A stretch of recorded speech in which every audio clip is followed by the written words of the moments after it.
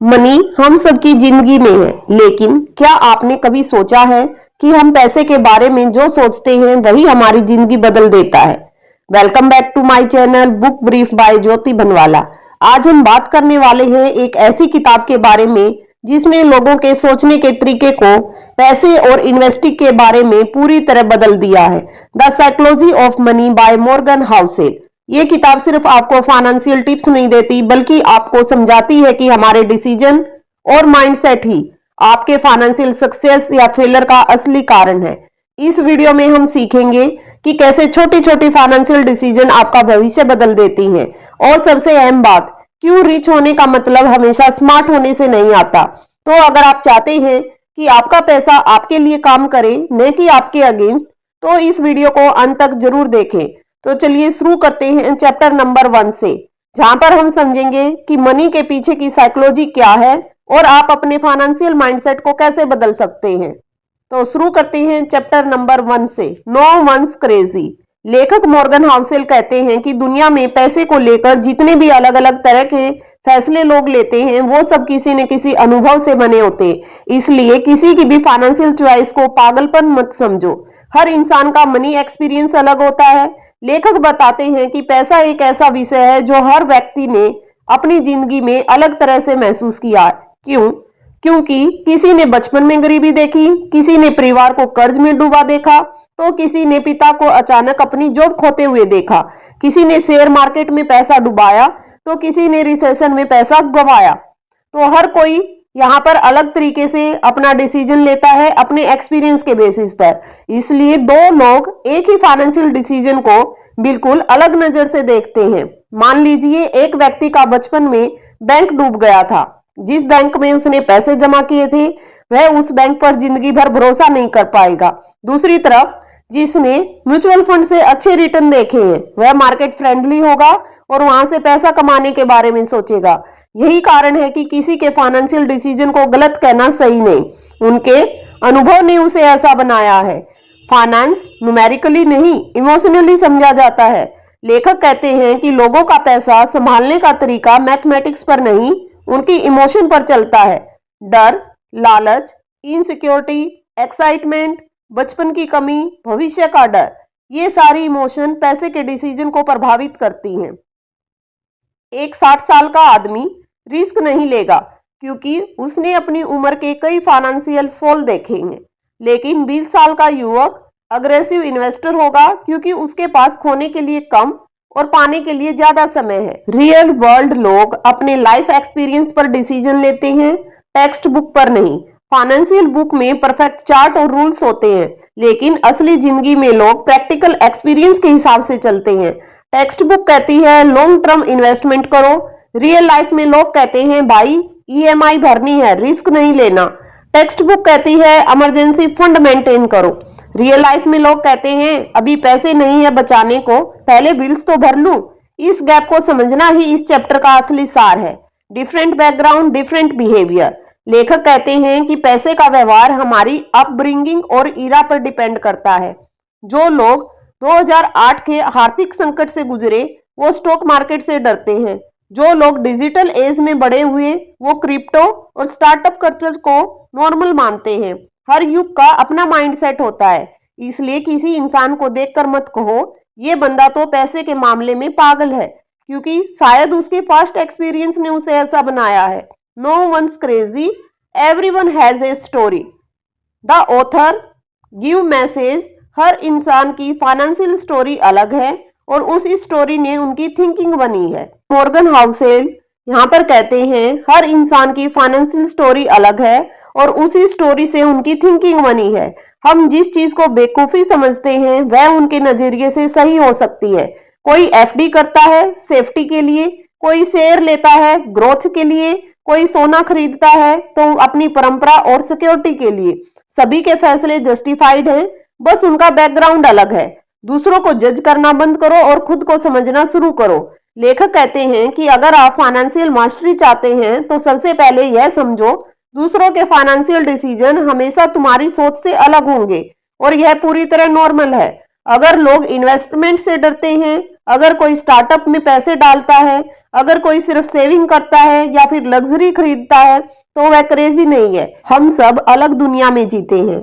लेखक कहते हैं आपके फाइनेंशियल डिसीजन आपके एक्सपीरियंस, दूसरे के फाइनेंशियल डिसीजन उनके एक्सपीरियंस पर डिपेंड करते हैं। इसलिए तुलना मत करो, अपनी जर्नी पर ही फोकस बनाए रखो। जब आप यह बात समझ जाते हैं कि लोग क्रेजी नहीं बल्कि अलग एक्सपीरियंस वाले हैं, तभी आप पैसा संभालने में इमोशनली मैच्योर बनते हैं। पैसे का कोई यूनिवर्सल फॉर्मूला नहीं है कमाने का। हर इंसान की सोच उसके इतिहास से बनी है। किसी को जज मत करो, दूसरों के डिसीजन को भी गलत मत मानो। अपने लिए बेस्ट डिसीजन लो, दूसरों की कॉपी भी मत करो। Number 2, luck and risk. यह चैप्टर हमें सिखाता है कि किसी भी इंसान के बारे में फैसला लेने से पहले हमें उसके जीवन की पूरी कहानी समझनी चाहिए। यानी सफलता में किस्मत का रोल कितना है और असफलताओं में परिस्थितियों का रोल कितना बड़ा है। सक्सेस में लक का क्या रोल है। हार्डवर्क के साथ एक हिडन इंग्रेडिएंट होता है। हम अक्सर मानते हैं कि जो लोग सफल होते हैं वो सिर्फ मेहनती होते हैं, लेकिन ऑथर कहते हैं सफलता सिर्फ मेहनत की वजह से नहीं होती, कभी कभी किस्मत भी बहुत बड़ा हिस्सा निभाती है। बिल गेट्स का आप एग्जाम्पल ले लीजिए। बिल गेट्स एक जीनियस थे, मेहनती थे, ये सच है, लेकिन एक और सच यह भी है कि उनके स्कूल में शुरुआती दिनों में पहली कंप्यूटर लैब मौजूद थी, और वह भी ऐसे समय में जब अमेरिका के लाखों स्कूल में कंप्यूटर नहीं थे। मतलब बिल गेट्स को एक ऐसा मौका मिला जो करोड़ों बच्चों को नहीं मिला था। दुनिया के सबसे सफल लोग भी कभी न कभी किस्मत द्वारा फेवर किए गए हैं।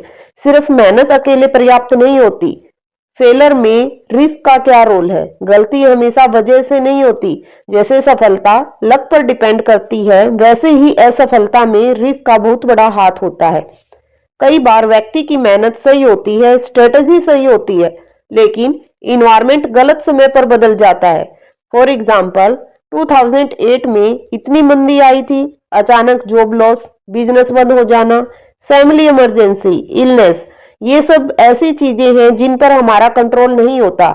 इसका मतलब यह नहीं है कि व्यक्ति असफल है, बल्कि परिस्थितियां उसके खिलाफ चली जाती हैं। एक ही सिक्के के दो पहलू होते हैं, लक और रिस्क। लक पॉजिटिव चांस है, रिस्क नेगेटिव चांस है। दोनों रैंडम है, अनप्रेडिक्टेबल भी है, और दोनों किसी की लाइफ हमेशा के लिए बदल सकते हैं। आप किसी की सफलता देखकर उसे कॉपी नहीं कर सकते। आप किसी की असफलता देखकर उसका मजाक भी नहीं उड़ा सकते, क्योंकि आपको नहीं पता उसके पीछे लक और रिस्क का कितना रोल है। दूसरों की कहानी अधूरी देखते हैं, इसलिए निष्कर्ष जल्दी मत निकालो। हम अक्सर लोगों के फैसले देखते हैं, उनकी जिंदगी नहीं देखते। हम सक्सेस स्टोरी पढ़ते हैं, कॉन्टेक्स्ट नहीं। हम असफलता देखते हैं, बैकग्राउंड नहीं। मॉर्गन हाउसेल कहते हैं हम जिस व्यक्ति का जजमेंट करते हैं उसकी पूरी लाइफ स्टोरी हमारे सामने नहीं होती। किसी बिजनेसमैन का स्टार्टअप फेल हो गया तो आप कहेंगे गलत डिसीजन लिया होगा, लेकिन आपको शायद नहीं पता अचानक रेगुलेटरी चेंज आ गया, पार्टनर भाग गया, मार्केट क्रैश हो गया। मतलब फुल पिक्चर देखे बिना आपने जजमेंट गलत लिया। किसी को ज्यादा क्रेडिट मत दो और खुद को ज्यादा ब्लेम भी मत करो। ऑथर कहते हैं कि लाइफ में बैलेंस बनाना जरूरी है। यदि आप सफल हैं, उसका पूरा क्रेडिट खुद को मत दो। कुछ हिस्सा आपकी किस्मत का भी था, और विनर बनो यदि आप असफल हुए हो। खुद को बेकार भी मत समझो। कभी कभी रिस्क वाला साइड अपर हैंड ले जाता है। आगे बढ़ो, सीखो, ब्लेम मत करो अपने आप पर। यह माइंडसेट आपको मेंटली हेल्दी और ग्रोथ ओरिएंटेड बनाता है। लेकिन कॉपी मत करो किसी भी रोल मॉडल की, उससे सीखो। स्पॉन्सरशिप, टाइमिंग, बैकग्राउंड, अपॉर्चुनिटी, इन सब से किसी की सफलता बनती है। अगर कोई स्ट्रेटेजी 100% कॉपी भी कर ले तो आप लक और टाइमिंग कॉपी नहीं कर सकते उसका। इसलिए सबसे ज्यादा जरूरी है प्रिंसिपल सीखो, लोगों को कॉपी मत करो। Life is not fair but it is manageable. Luck और रिस्क ये दोनों हमेशा अनफेयर रहते हैं। कभी अनचाही खुशियां देते हैं, कभी अनचाहे दुख देते हैं। यहाँ पर ऑथर कहते हैं इन दोनों को समझकर अगर हम डिसीजन लें तो हम ज्यादा स्मार्ट फाइनेंशियल और लाइफ डिसीजन ले सकते हैं।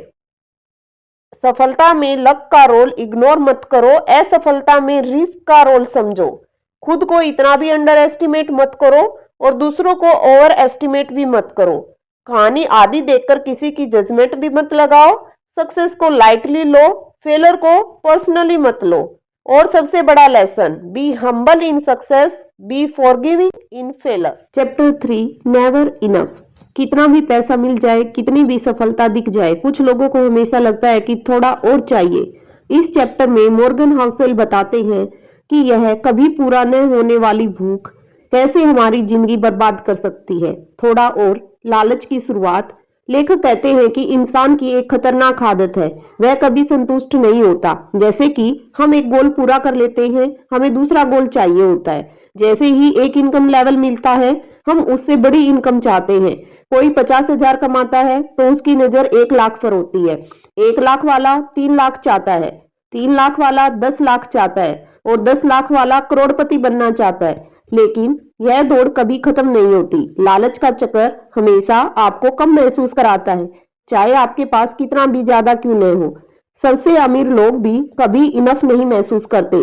लेखक ने उदाहरण दिया, कई अरबपति लोग भी हथकड़ी में जेल गए क्योंकि उन्हें और ज्यादा चाहिए था। क्योंकि उन्हें पैसा कमाना आता है, लेकिन कब रुकना है ये नहीं आता था। वे लोग करोड़ों अरबों में खेल रहे थे, लेकिन फिर भी नेवर इनफ का रोग उन्हें खा गया। इनफ समझना एक सुपर पावर है। मॉर्गन हाउसेल कहते हैं, जिस इंसान को पता है कि उसे कितना चाहिए, वही वास्तव में अमीर है।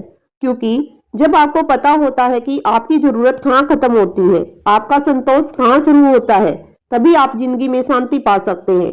इनफ का मतलब बहुत ज्यादा नहीं, बस इतना है कि आपकी नीड और ड्रीम दोनों बैलेंस में रहे।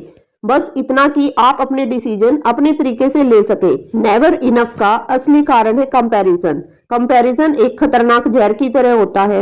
आज की दुनिया में लोग अपनी जिंदगी नहीं जीते, बल्कि दूसरों की जिंदगी देखकर दौड़ते हैं। दोस्त की नई कार देखी, अपनी पुरानी कार छोटी लगने लगी। किसी ने आईफोन लिया, आपको भी लेना है। किसी की सैलरी सुन ली, आप खुद को कम समझने लगे। लेकिन यह पूरी दौड़ गलत क्यों है? क्योंकि हम ग्राउंड रियलिटी नहीं जानते। आपका और उसका बैकग्राउंड, जिम्मेदारियां, एक्सपेंसेस, गोल सब अलग होते हैं एक दूसरे के। फिर भी तुलना क्यों करते हैं? कंपैरिजन की वजह से, जो हमें गारंटीड अनहैप्पीनेस देती है। रिस्क तब शुरू होता है जब आप इनफ भूल जाते हैं। लेखक चेतावनी देते हैं कि जब आप इनफ का मतलब भूल जाते हैं, तब आप खुद बहुत बड़े रिस्क की तरफ बढ़ते हैं। कैसे? डरावनी इन्वेस्टमेंट करते हैं, लालच में बोरो करते हैं मनी, शॉर्टकट वाले रिस्की डिसीजन लेते हैं, तेजी से अमीर बनने का सपना देखते हैं। इन सब की वजह है मुझे और चाहिए वाली मेंटल हैबिट। कई लोग इसी चक्कर में अपनी मेहनत की कमाई बर्बाद कर देते हैं। खुद की लिमिट तय करना सीखो। हम या तो खुद अपनी लिमिट तय करते हैं या दुनिया हमें क्रैश करवाकर लिमिट सिखाती है। ऑथर कहते हैं, अपनी जरूरतें डिफाइन करो, अपनी फाइनेंशियल बाउंड्रीज तय करो, डिसाइड करो कि किस लेवल के बाद आपको दौड़ना बंद करना है। यह बाउंड्रीज आपकी मानसिक शांति बचाती हैं। रियल हैप्पीनेस का मतलब है नोइंग व्हेन टू स्टॉप। इस चैप्टर में सबसे अच्छी बात कही गई है, गोल पोस्ट को बार बार मत बदलो। अगर हमेशा बढ़ाते रहोगे तो लाइफ में कभी जीत नहीं पाओगे। जीत कहाँ रहेगी? क्योंकि आप हर बार नए टारगेट सेट कर दोगे। इसलिए हैप्पीनेस का असली रास्ता है मन में संतोष और दिमाग में क्लैरिटी। जो आपके पास है उसे एप्रिशिएट करना फाइनेंशियल मैच्योरिटी है। इनफ जानना लालच रोकता है और गलत फैसलों से बचाता है। कंपैरिजन कभी खत्म नहीं होता, इससे बाहर निकलना जरूरी है। असली अमीरी क्या है?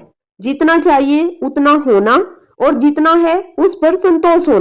दोस्तों, द साइकोलॉजी ऑफ मनी हमें ये सिखाती है कि मनी का रियल गेम नंबर का नहीं, माइंडसेट का होता है। आज हमने देखा कि saving gives freedom, patience build wealth और डिसिप्लिन आपकी फाइनेंशियल लाइफ को स्ट्रॉन्ग बनाता है। इस बुक का एक बड़ा लेसन ये भी है कि हर इंसान का रिस्क और जर्नी अलग होती है, इसलिए अपने डिसीजन हमेशा अपने गोल और अपनी सिचुएशन के हिसाब से लो।